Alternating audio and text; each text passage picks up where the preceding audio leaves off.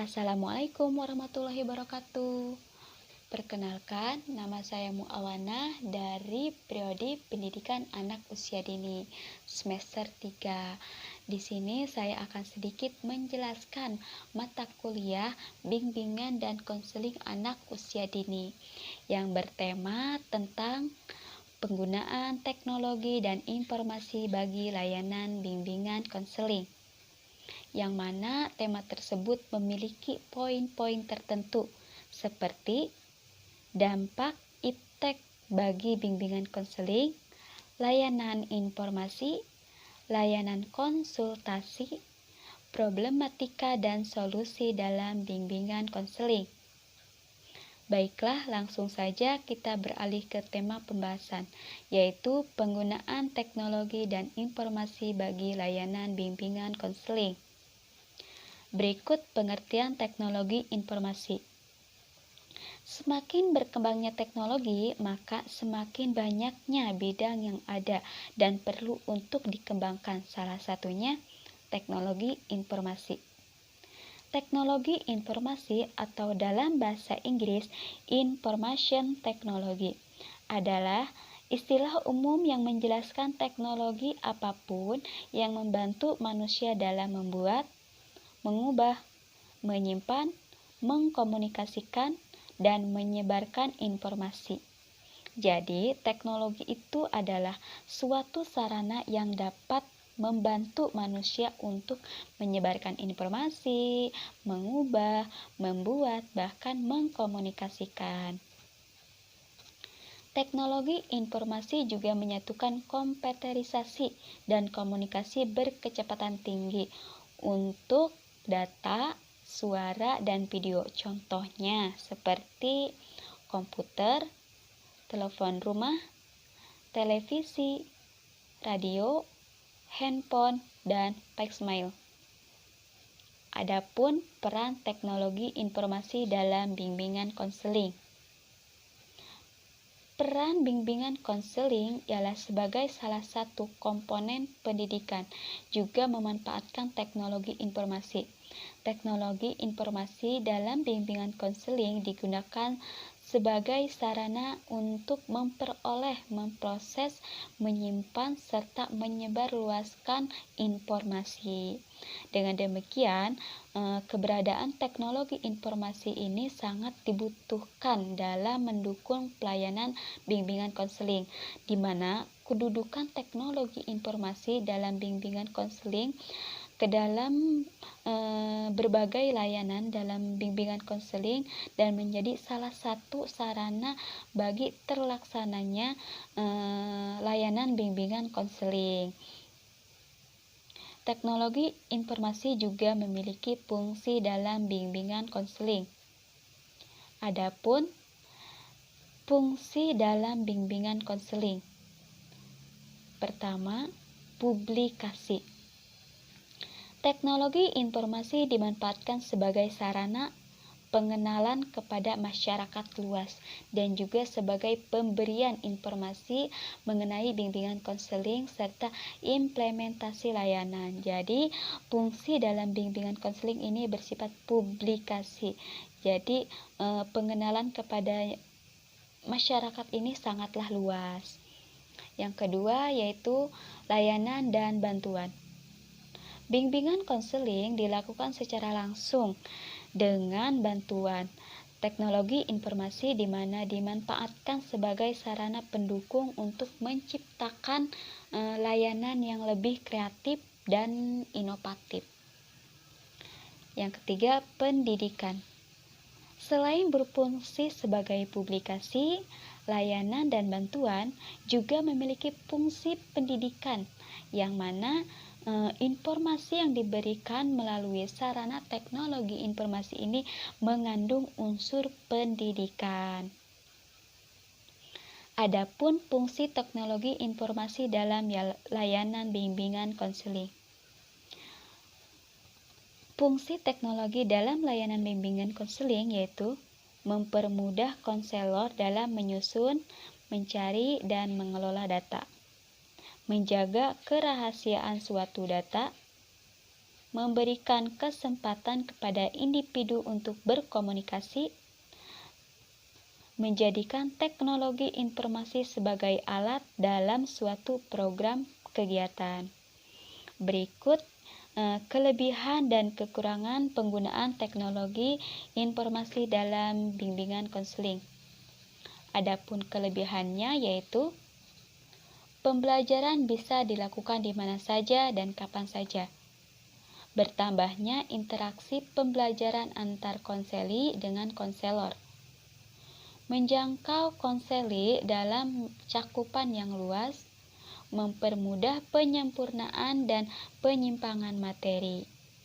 Sedangkan kekurangannya yaitu konselor tidak dapat memastikan bahwa konselingnya benar-benar serius atau tidak. Jadi kekurangannya sebagai konselor tidak dapat memastikan bahwa konselingnya benar-benar serius atau tidak dalam melaksanakan atau menjalankan layanan bimbingan konseling. Media yang digunakan kurang sesuai dengan apa yang dibutuhkan konselingnya. Jadi media yang digunakan pun dapat berdampak atau tidak sesuai dengan apa yang dibutuhkan konselingnya.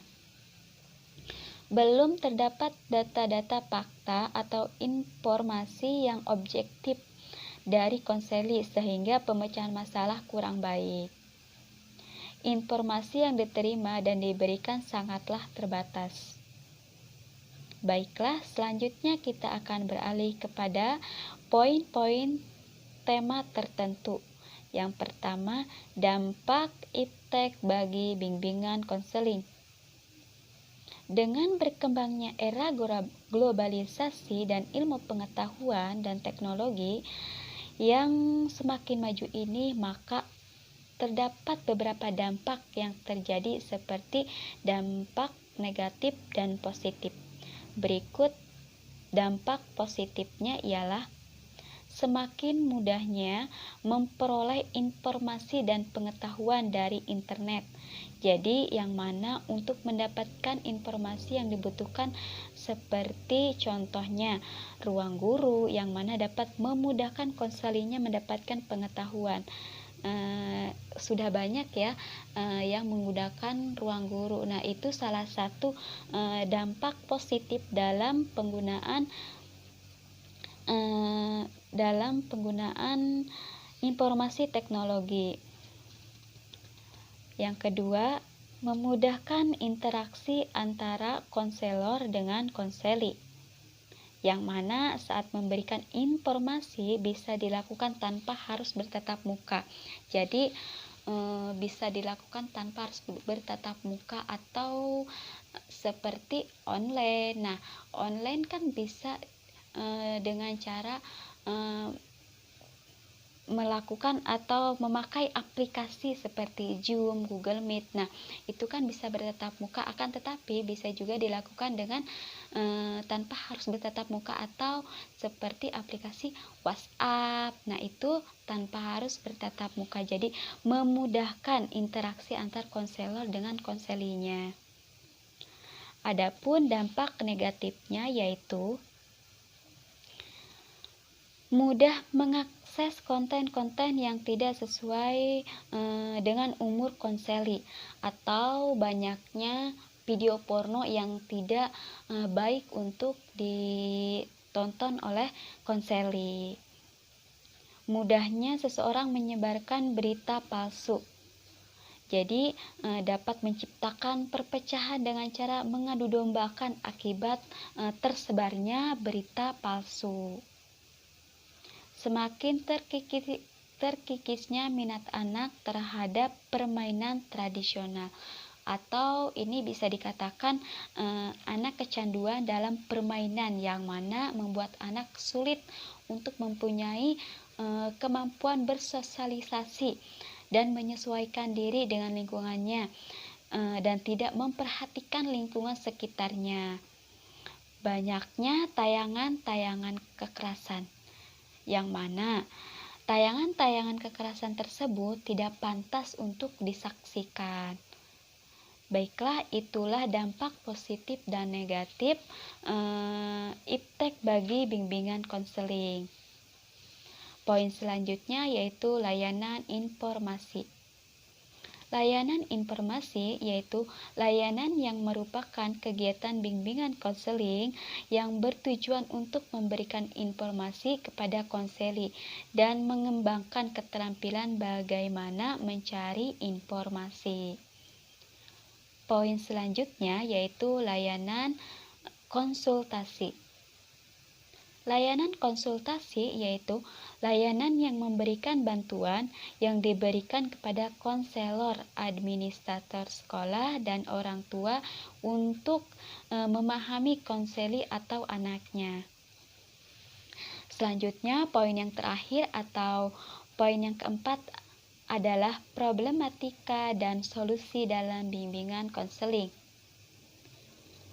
Problem yang pertama yaitu konselor tidak menunjukkan sikap disiplin. Solusi yang dapat ditawarkan untuk menangani konselor ini ialah konselor membuat jadwal kegiatan sendiri yang harus ditaati. Jadi, konselor pertama harus membuat jadwal atau target yang harus ditaati atau dilaksanakan. Karena sebagai konselor profesional sudah seharusnya memberikan contoh yang baik kepada konselornya. Sebab dalam menunjukkan sikap disiplin adalah model utama yang akan ditiru oleh konselinya. Di sini dalam Permendiknas nomor 27 tahun 2008 menjelaskan bahwa konselor harus menampilkan kinerja berkualitas tinggi yang bersemangat, disiplin, dan mandiri. Maka dari itu, sebagai konselor harus memiliki kedisiplinan yang baik agar saat konseli meniru tingkah laku atau kedisiplinan konseli itu berdampak atau berakibat baik atau bisa mencontohkan kedisiplinan yang baik. Yang kedua, tidak melaksanakan evaluasi program bimbingan dan konseling. Artinya, tidak ada perbaikan program layanan bimbingan konseling. Jadi, solusi dari problem ini yaitu adanya sosialitas dan pelantikan dalam bentuk in-service training yang berkaitan dengan pelaksanaan evaluasi bimbingan konseling. In-service training ini bisa dilaksanakan oleh Kementerian Pendidikan, universitas, dan organisasi profesi. Maka hal tersebut dapat memberikan pemahaman dan keterampilan konselor dalam melaksanakan evaluasi program bimbingan konseling. Ketiga, yaitu konselor hanya memberikan nasihat dalam proses konseling. Solusi yang dapat ditawarkan yaitu penekanan konselor untuk mempelajari kembali pendekatan dan teknik-teknik konseling. Karena hal ini sangat diperlukan dalam bimbingan konseling. Karena mengingat tidak semua masalah bisa diselesaikan dengan menasehati, sehingga dapat dipahami bahwa konseling bukanlah sebuah proses pemberian nasihat, akan tetapi bagaimana konselor memanfaatkan potensi yang dimiliki manusia untuk mengarahkan dirinya dalam mencapai kehidupan yang efektif. Keempat, yaitu konselor hanya menangani anak yang bermasalah. Artinya, konselor yang fokusnya hanya menangani anak yang bermasalah. Solusinya yaitu penekanan konselor untuk mencari informasi tentang konteks tugas konselor. Karena dijelaskan dalam Permendiknas nomor 27 tahun 2008 disebutkan tentang konteks tugas konselor berada dalam kawasan pelayanan bimbingan konseling yang bertujuan mengembangkan potensi dan kemandirian konseli dalam pengambilan keputusan dan pilihan untuk mewujudkan kehidupan yang produktif, sejahtera, dan peduli kemaslahatan umum. Jadi sudah ditegaskan dalam Permendiknas bahwa konselor tidak hanya menangani anak bermasalah, akan tetapi lebih kepada pengembangan potensi yang dimiliki konseli atau memandirikan konseli dalam pengambilan keputusan dan peduli pada kemaslahatan umum. Dan yang terakhir atau yang kelima yaitu adanya persepsi konselor bahwa bimbingan konseling bekerja sendiri. Artinya, konselor seringkali bekerja sendiri tanpa memperhatikan pihak-pihak yang berkaitan dalam upaya menangani masalah konseli. Jadi, tidak memperhatikan konseli dalam pelayanannya. Solusi dari problem ini yaitu adanya sosialisasi dalam bentuk in-service training yang berkaitan dengan penjelasan bahwa konselor perlu melakukan kolaborasi dengan berbagai pihak dalam melaksanakan layanan bimbingan konseling. Karena hal tersebut diharapkan dapat memberikan pemahaman bahwa konselor perlu melakukan kolaborasi dengan berbagai pihak untuk tercapainya atau mencapainya program bimbingan konseling yang dibuat. Berikut itulah yang hanya bisa saya sampaikan. Mohon maaf bila penjelasan atau penempatan bahasanya kurang tepat. Cukup sekian dan terima kasih. Wassalamualaikum warahmatullahi wabarakatuh.